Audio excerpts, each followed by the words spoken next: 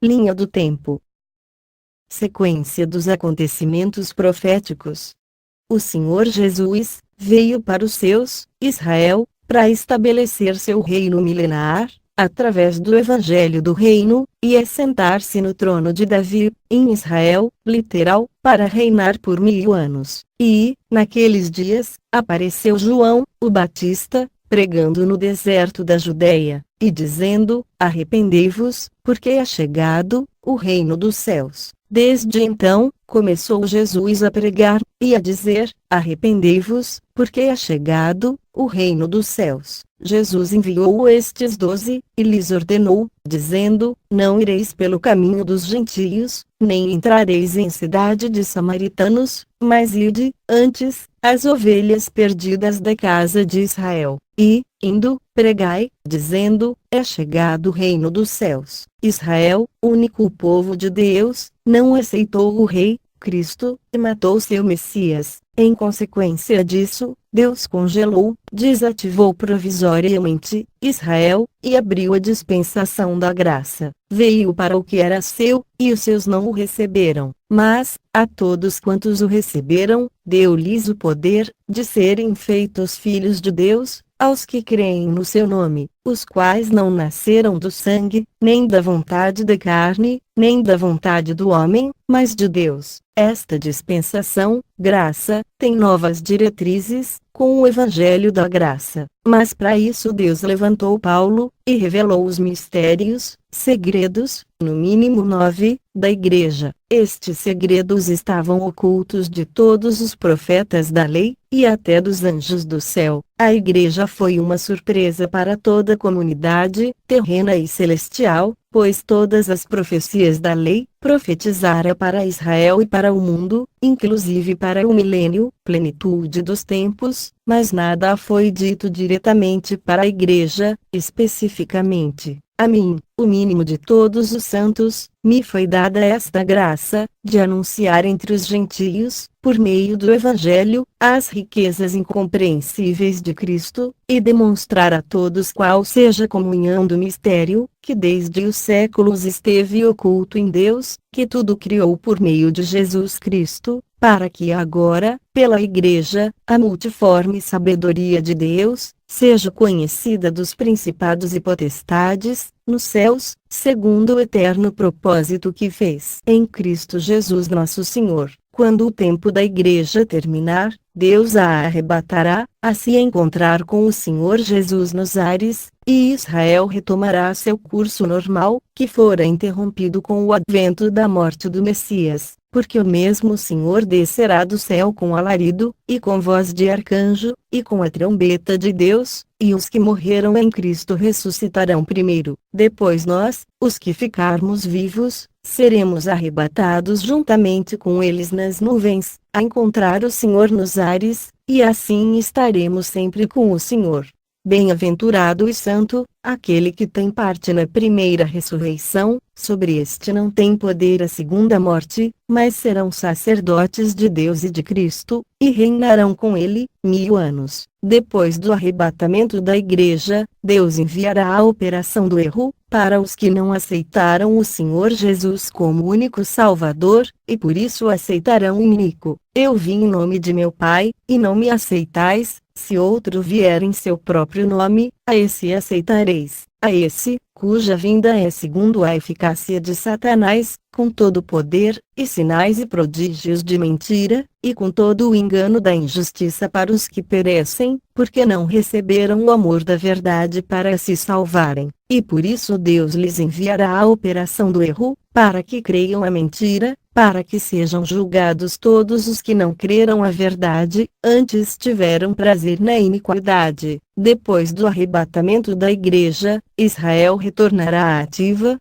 para ser purificado pela grande tribulação, 7 anos, uma semana profética. Nesse tempo o Evangelho do Reino voltará a ser pregado por um pequeno grupo de remanescente judeu, anunciando o reino milenar de Cristo. Mas, mais uma vez, poucos crerão. E este Evangelho do Reino será pregado em todo o mundo, em testemunho a todas as nações, e então virá o fim. E Deus não fará justiça aos seus escolhidos, que clamam a Ele de dia e de noite, ainda que tardio para com eles, digo-vos que depressa lhes fará justiça. Quando porém vier o Filho do Homem, porventura achará fé na terra. No fim da grande tribulação, com Israel, literal, quase totalmente aniquilado, Cristo retornará para livrá-lo dos seus inimigos, e julgar as nações. Na sua vinda, Cristo tocará seus pés no Monte das Oliveiras, e naquele dia, estarão seus pés sobre o Monte das Oliveiras, que está defronte de Jerusalém, para o Oriente, e o Monte das Oliveiras será fendido pelo meio, para o Oriente e para o Ocidente, e haverá um vale muito grande, e metade do monte se apartará para o norte, e a outra metade dele para o sul. E quando o Filho do Homem vier em sua glória, e todos os santos anjos com ele, então se assentará no trono da sua glória, e todas as nações serão reunidas diante dele, e apartará uns dos outros, como o pastor aparta dos bodes as ovelhas. Este Monte das Oliveiras é o mesmo em que Cristo subiu ao céu depois de ressuscitado, e foi prometido que retornaria à terra, assim como para o céu subiu. E, estando com os olhos fitos no céu, enquanto ele subia, eis que junto dele se puseram dois homens vestidos de branco, os quais lhes disseram: Homens galileus, por que estáis olhando para o céu? Esse Jesus, que dentre vós foi recebido em cima no céu, há de vir, assim como, para o céu, o vistes ir.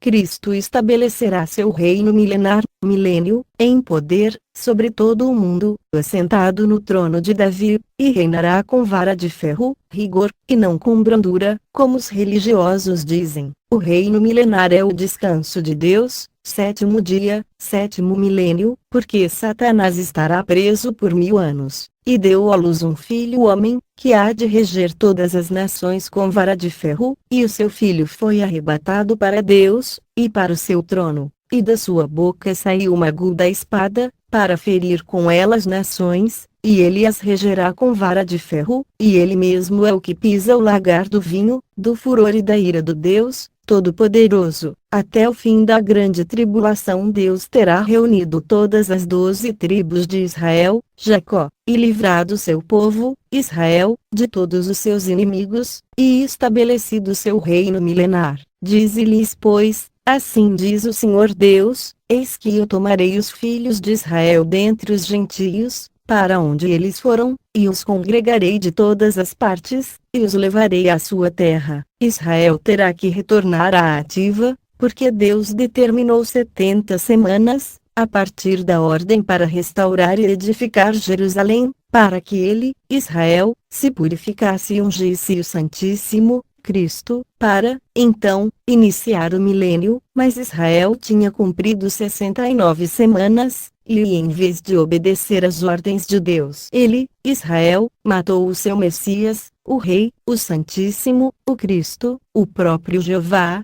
presente em carne. 70 semanas estão determinadas sobre o teu povo, e sobre a tua santa cidade, para cessar a transgressão, e para dar fim aos pecados, e para expiar a iniquidade, e trazer a justiça eterna, e selar a visão e a profecia, e para ungir o Santíssimo. Sabe e entende, desde a saída da ordem para restaurar, e para edificar a Jerusalém, até ao Messias, o Príncipe, haverá 7 semanas, e 62 semanas. As ruas e o muro se reedificarão, mas em tempos angustiosos. Observação: o rei Artaxerxes assumiu o trono persa, em 465 a.C., e assinou o decreto para restaurar e edificar Jerusalém, no 20º ano do seu reinado, em 445 a.C.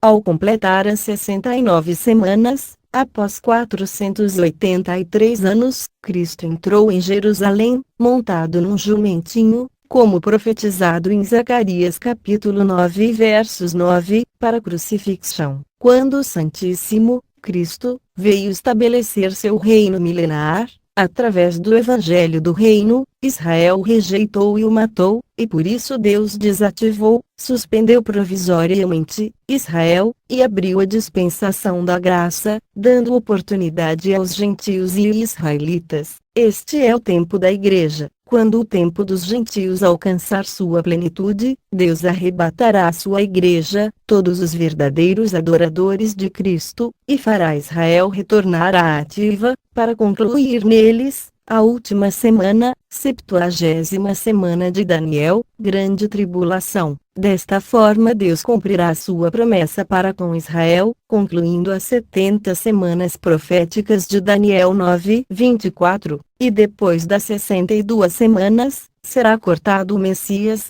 mas não para si mesmo, e o povo do príncipe, que há de vir, destruirá a cidade e o santuário, e o seu fim será com uma inundação, e até ao fim haverá guerra. Estão determinadas as assolações. A profecia de Daniel 9:26 se cumpriu em 70 depois de Cristo, quando o exército do general Tito, romano, destruiu a cidade e o santuário e desbaratou Israel pelos 4 cantos da terra. Quando a igreja, zambujeiro, terminar seu tempo, aí, ela, igreja, será retirada, arrebatamento, e Israel retomará o seu curso normal, que foi interrompido, quando eles mataram seu Messias, Santíssimo. Porque, se tu, igreja, foste cortado do natural zambujeiro, oliveira brava, gentios, e, contra a natureza, enxertado na boa oliveira, Israel, quanto mais esses, Israel, que são naturais, serão enxertados, retorno de Israel, na sua própria oliveira. Porque não quero, irmãos, que ignoreis este segredo, para que não presumais de vós mesmos, que o endurecimento veio em parte sobre Israel, até, retirada da igreja, arrebatamento, que a plenitude dos gentios haja entrado, e assim todo Israel será salvo, como está escrito, de Sião virá o libertador, e desviará de Jacó as impiedades, e esta será a minha aliança com eles, quando eu tirar os seus pecados. Depois da retirada, arrebatamento, da igreja, depois que a igreja, todos os verdadeiros adoradores de Cristo, for arrebatada, a todos os religiosos que ficarem em suas respectivas denominações ou grupos religiosos, os não arrebatados, Deus enviará a operação do erro, para que creiam nas mentiras do ínico, o homem do pecado, o filho da perdição. Todos os atuais grupos religiosos, Laodiceia, autoproclamadas igrejas, desviados da verdade bíblica, estão se preparando, cada um com suas próprias doutrinas individuais, divisões, preparam-se para receber o ínico, com suas convincentes mentiras, pois as mentiras do ínico se encaixarão perfeitamente nas doutrinas que os religiosos pregam atualmente. A isso chamamos apostasia, aceitação ao iníquo, em detrimento ao Senhor Jesus. Eu vim em nome de meu Pai, e não me aceitais, se outro vier em seu próprio nome, a esse aceitareis. A esse, cuja vinda é segundo a eficácia de Satanás, com todo o poder, e sinais e prodígios de mentira, e com todo o engano da injustiça para os que perecem, porque não receberam o amor da verdade para se salvarem. E por isso, Deus lhes enviará a operação do erro, para que creiam a mentira, para que sejam julgados todos os que não creram a verdade, antes tiveram prazer na iniquidade. Esse outro, a que Jesus se referiu, é o iníquo, quando ele vier,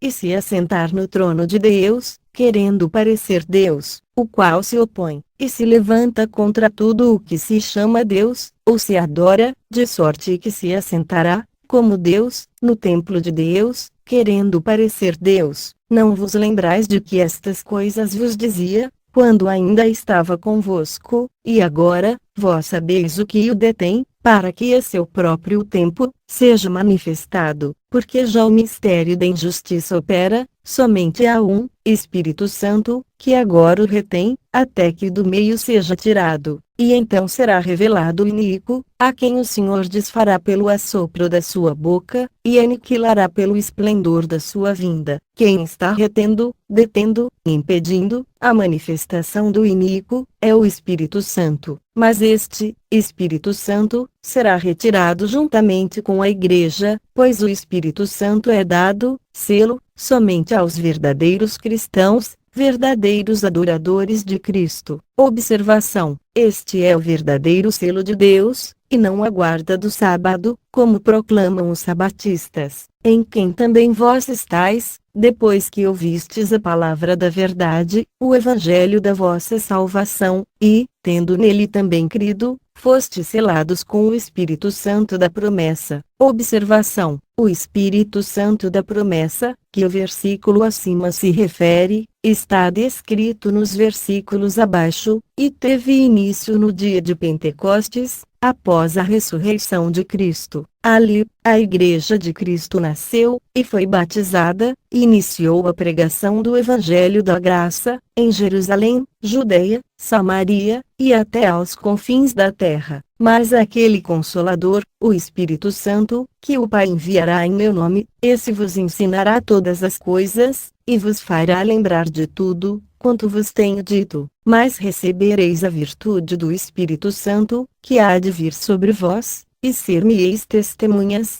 tanto em Jerusalém, como em toda a Judeia e Samaria, e até aos confins da terra. E, cumprindo-se o dia de Pentecostes, estavam todos concordemente no mesmo lugar. E de repente, veio do céu um som, como de um vento veemente e impetuoso, e encheu toda a casa em que estavam assentados. E foram vistas por eles, línguas repartidas, como que de fogo, as quais pousaram sobre cada um deles. E todos foram cheios do Espírito Santo, e começaram a falar noutras línguas, conforme o Espírito Santo lhes concedia que falassem. Os que negam o Senhor Jesus. Quem é o mentiroso, senão aquele que nega que Jesus é o Cristo, é o Anticristo, esse mesmo que nega o Pai e o Filho. Quem é o único Salvador? Resposta: eu sou o Senhor, e fora de mim não há Salvador. O versículo acima afirma categoricamente que Jeová é o único Salvador, pois, na cidade de Davi, vos nasceu hoje o Salvador, que é Cristo, o Senhor. Portanto, o Senhor Jesus é o próprio Jeová, que veio, em carne, salvar. Nisto conhecereis o Espírito de Deus. Todo espírito que confessa que Jesus Cristo veio em carne, é de Deus. Negar que Jesus é o Cristo, é negar que Jesus é o único Deus Salvador, que veio em carne.